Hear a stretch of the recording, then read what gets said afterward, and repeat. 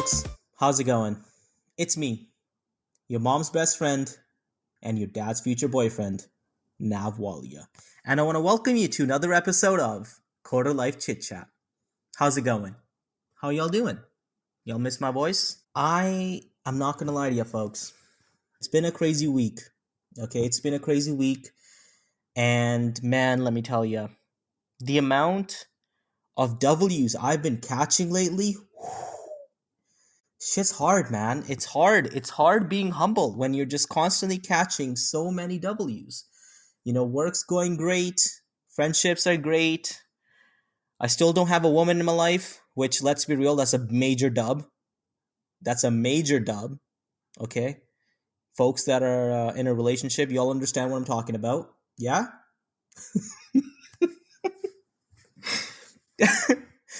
But besides being ridiculously single, lonely, and having a beard that looks like 10 hobos live in it, I've been having a good time.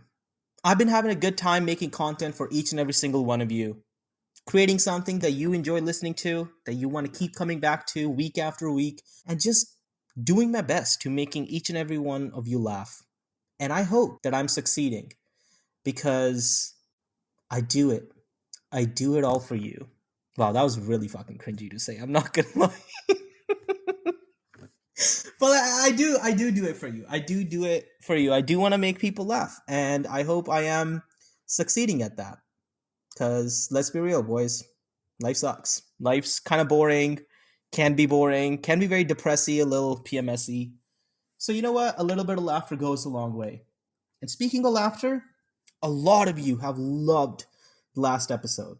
For those who haven't listened to last episode, spoiler alert, I had my friend on episode 5, where he talked about how a girl picked him up in a, and I quote, a booze cruise. Yep, that's right. He got picked up by a girl who was driving under the influence, who quoted herself as a speed demon. And you know what? I'm not even shocked. I ain't even shocked. I'm gonna be honest. I'm not shocked. Okay, our generation is fucking psychotic. Okay, I know that firsthand because I myself am psychotic. I'm fucking crazy. And I I don't know how good of an idea it is to call myself crazy on the internet, but you know what? It's okay. It's okay. It's alright. We'll be fine. We'll be fine. Definitely not gonna get canceled or reduce my chance of having a girlfriend in the future. Definitely not. But I'm really not shocked at his story. People nowadays are crazy. Men are wild out nowadays. Girls are being crazier and crazier. But that gave me an idea. Because so many of y'all have loved the last episode, where y'all got to hear some outrageous dating stories, I decided why not make episode 6 all about myself? And along with making it all about myself, why don't I tell stories from my past? Something outrageous, something wild. I am sorry though, none of these are going to be stories about dating, because I don't date, because dating is for the devil and Jesus is my lover. Hashtag Christboy. But I promise, I do have some outrageous stories. But before I get into them, I just want to say, this episode is especially dedicated to my number one hater. Yes, that's right, folks. I have officially achieved a new level of stardom, okay? Let me tell you. I am beginning to receive hate messages. And you know how beautiful that is? Okay, do you know how beautiful it is to receive hate messages? That just ensures me that I am now a celebrity. That's right, folks. I'm a content creator and I'm an influencer. A minor one. I'm a minor influencer, but influencer nonetheless. You know what I mean? So I'm going to get into that. That's going to be the last thing I share. And this episode is dedicated to the guy who called me a beta bitch regarding my podcast. And I'll tell you all about that. So stay tuned and stick around. So let's get the show started, shall we? Or it's like how Jesus said, let's get down to business. Story 1, people. Imagine this. It's 2011 and 12-year-old me, a little chub that I was, and still am, stepped off the plane and have now officially landed in Canada. I was starting grade 8 in September. I was terrified because not only did I not speak perfect English, I also had a very thick Indian accent and it was very hard to understand me. So, along with that, I knew that I'm going to have a lot of new challenges. I was nervous, but most importantly, I was really shocked that none of us wore a uniform. I went to a private school, so I was accustomed to the uniform and stuff. And when my school grades started and everybody was wearing normal clothes, I was like, okay, this is the shit. You're telling me I don't have to wake up early and wear ties and jackets and sweaters and stuff? This was it. My life had peaked. But no, I was so wrong. I was so wrong. Because when I stepped foot in my classroom, I saw a girl. Her name, Amy. Amy was this cute girl with long black hair, and everybody in my class loved Amy. Okay? People used to stand around her all the time and chat with her. And I always wanted to be friends with Amy. And unfortunately, because of my thick Indian accent, I was not able to pull that off. If you don't know, in my middle school, we had to take extracurricular activities, and one of them was dance. And Amy was a hip hop artist or hip hop dancer, to be honest, and she loved dancing. I told a couple of my friends that I want to be friends with Amy. They told me that I should go for it, but what they didn't tell me is that I should ask her out. Now, I thought, not knowing the Canadian culture that is, I didn't know asking somebody out is like going on a date. I thought asking somebody out is just like, hey, do you want to like just hang out at lunch and like, I don't know, chat and stuff? So it's dance class. And Amy is a is a hip hop dancer, and she used to like attend do dance in her extracurricular or something like that. So my friends motivate me and they hype me to go ask her out. And I was like, okay, like sure, I'll ask her out. And this was the first girl I've ever quote unquote asked out in my life.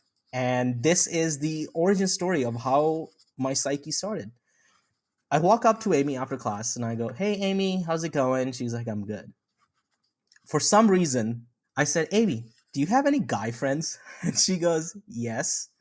And I said, are you dating? And she said, yes, I went on a date last night. And I said, okay, that's cool. And I'm just standing there awkwardly holding my hands. And I look at Amy and I go, Amy, do you want to go out sometime? And Amy said, I don't know about that. Let's not. Let's be friends instead. And I said, okay. And then I turn around and here's how much of an idiot I am. I got what I wanted. I wanted to be friends. But I didn't understand what she meant by no. I don't want to go out. Like, you want to be friends, but we don't want to sit with me at lunch. I'm confusion. I am confusion. So I turn around and I go, Amy, what do you mean you don't want to go out? And she's like, oh, I can't. I have a boyfriend. And I said, okay. And she's like, what? Why do you ask? And I said, oh, because, this is my reasoning. I said, because I'm exotic. Why do you not want to go out with me? Okay. I kid you not. That's what I said to somebody not wanting to go out with me. I said, I am exotic. As a 12-year-old brown kid who's been in Canada for 4 months with my thick Indian accent. And she looks at me, she's like, exotic? And I say, yeah, I'm exotic. And I shit you not, people. I shit you not. I don't know what in the Michael Jackson ghost overcame me. And I started fucking dancing. Okay. I started fucking dancing in front of Amy for 30 seconds straight for no reason. I have no idea why I danced. I have no idea why I describe myself as exotic, like she's never seen brown people in her life. And I started dancing while making heavy eye contact. Okay? I'm making heavy eye contact with Amy while dancing for 30 seconds. And then I just stop and I say, okay, I'll see you later. And I just walked off. I'm fucking crying. I just walked off. Okay, that was the entrance of me into the world of women. Okay, I just danced like a chimp in front of a woman for no reason. And here's the amuse bouche. Here's the cherry on top. Me and Amy never talked again. We literally did not talk, nor did we ever hang out. But she did give me a kiss on the cheek at the end of our grade 8. So you know what? I pulled. That's right. I pulled, people. I pulled. Which now leads me to my second story. The story at work where a woman screamed at me, just do it. Just fucking do it. This is back in 2020. I had recently just started working at the pharmacy as a pharmacy assistant, and this is at the peak of COVID. I show up to work, and this lady, probably in her early 60s, comes by and she goes, "Hey, you." And I'm like, "Yes, how can I help you, ma'am?" And she goes, "I need you." I was like, "Okay." She's like, "I need you right now." And she's looking frantic. She's like spazzing a little bit and she's shaky. And I was like, "Are you okay? Do you need water?" And she's like, "I need you right now." And she goes, "I need to talk to manager right now. I need manager right now. Give me a pharmacist right now." And she's screaming. My manager comes up to the window and he's like, "Well, how can I help you?" She takes her jacket off while staring dead at me in the eyes with a massive underbite. She throws her jacket on the ground. And in our window, there was a little bit of a hole where we could, hand out prescription to the customer because there was a face shield in the way. She slides her whole arm under that hole and she says, "Just do it, bitch. Just fucking do it." And I'm looking at my manager and he's looking at me and she is staring dead at me with a massive underbite. And she says, "Just do it." And we're confused. I'm like, "What am I supposed to be doing here? I don't understand." And she's like, "Do you not understand? Just do it. I need it. I need it right now. Just give it to me, please." And I'm like, "What the fuck is happening here? What? What in the Pornhub lane is this? I do not expect to be hearing these words anywhere at work, and these words at all outside of certain websites on the internet."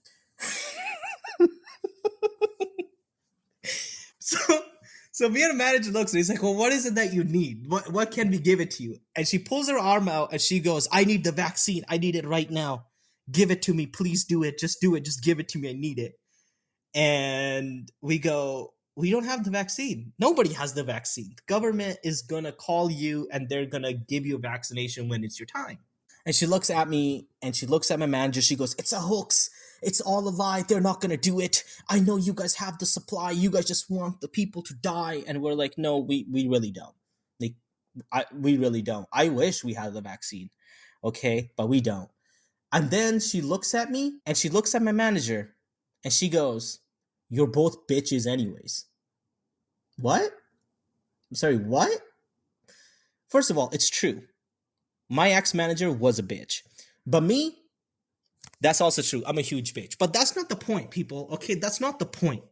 The point the point I'm trying to make, okay, is that I got called a bitch at work by a customer who thought that I was stockpiling COVID vaccines. And let me tell you, I wish I was. You know how much of a killing I would have made? But I didn't, and I wasn't. And lady, if you're hearing this story right now, I want to let you know. I hope my story makes you famous because you sure made my day that day. Because I laughed so much, okay? You little COVID vaccine addict, okay? Screaming, "Just do it." Who screams at people at work, "Just do it, just give it to me"? Okay, I don't want to catch a case. I don't want to catch a case, people. And you're screaming at me? Fucking people. Now, moving past that chaotic story with a lady screaming at me to just do it and give it to her,